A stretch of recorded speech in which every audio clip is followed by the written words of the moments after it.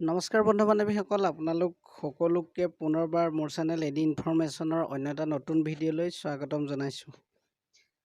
আপোনালোকৰ কাৰণে আজি এটা গুৰুত্বপূৰ্ণ ইনফৰমেশ্যন লৈ আহিছোঁ। যিহেতু NHM অৰ্থাৎ নেশ্যনেল হেল্থ মিছনৰ ফালৰ পৰা 871টা পোষ্টৰ কাৰণে নটিফিকেশ্যন প্ৰকাশ কৰা হৈছে। চ' আপোনালোকে যিখিনি কেণ্ডিডেটৰ এডুকেশ্যনেল কোৱালিফিকেশ্যন এই ভেকেঞ্চি কেইটাৰ লগত মেটচ কৰে তেওঁলোকৰ এই ভেকেঞ্চিসমূহৰ কাৰণে এপ্লাই কৰিব পাৰিব।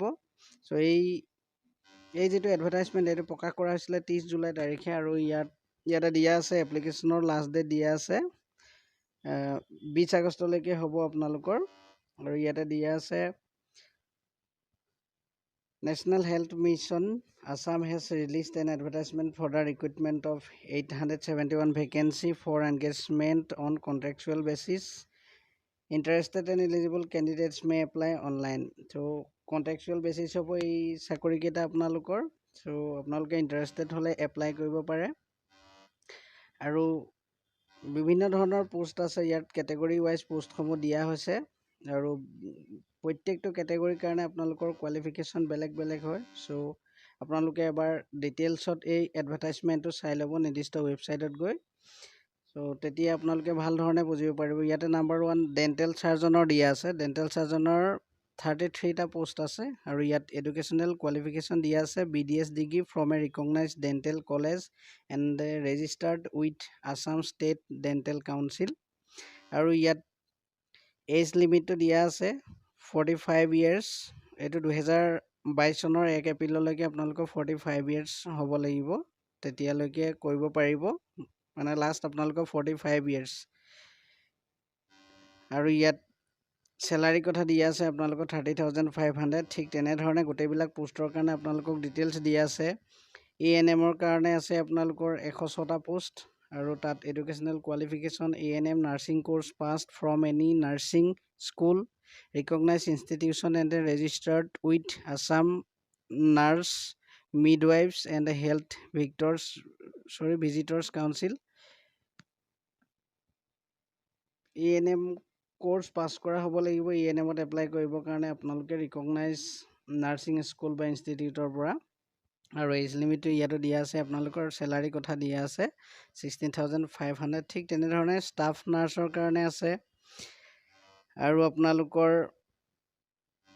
বিভিন্ন ধৰণৰ ইয়াত কেটেগৰীৰ পোষ্টৰ কাৰণে এডভাৰটাইজমেণ্ট দিয়া হৈছে, আৰু ইয়াৰ গোটেই আপোনালোকে এলিজিবিলিটি ক্ৰাইটেৰিয়াসমূহ দিয়া আছে। চ' আপোনালোকে এবাৰ ডিটেইলছত চাই ল'ব। ইয়াতে টোটেল আপোনালোকৰ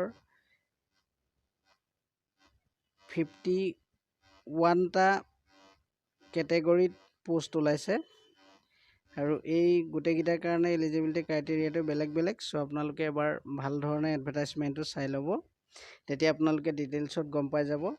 আৰু যিহেতু এপ্লিকেশ্যনৰ লাষ্ট ডেট দিয়া হৈছে 20 আগষ্ট তাৰিখে, তাৰ আগতে আপোনালোকে এপ্লাইসমূহ কৰি ল'ব। আৰু ইয়াতে চিলেকশ্যন প্ৰচেছটো লাষ্টৰ ফালে আপোনালোকৰ দিয়া আছে, সেইটো এবাৰ মই কৈ দিব বিচাৰিছোঁ। ইয়াতে দিয়া আছে the schedule of interview selection test for the respective position will be published in the website। এই ৱেবছাইটতে প্ৰকাশ কৰা হ'ব আপোনালোকৰ nhmassam.gov.in in due course of time along with the list of provisionally shortlisted candidates। যিসকল কেণ্ডিডেট চিলেক্ট হ'ব তেওঁলোকৰ এই ৱেবছাইটত nhmassam.gov.in প্ৰকাশ কৰা হ'ব। আপোনালোকে ৱেবছাইটটো ভিজিট কৰি থাকিব, আৰু এই ৱেবছাইটত আপোনালোকে ভিজিট কৰিলে গোটেই ডিটেইলছসমূহ পাই থাকিব। চ' আপোনালোকে ৱেবছাইটে ভিজিট কৰি থাকিব। All applicants are advise to visit the website accordingly. No separate individual call letter for interview selection test will be sent। আৰু আপোনালোকৰ কোনো ধৰণৰ বেলেগ ধৰণৰ কল লেটাৰ নপঠিয়াই আপোনালোকে এই ৱেবছাইটত ভিজিট কৰি থাকিলে আপোনালোকে ডিটেইলছসমূহ পাই থাকিব। চ' আপোনালোকে ৱেবছাইটত ভিজিট কৰি থাকিব। চ' ইনফৰমেশ্যনটো ইমানেই আছিলে।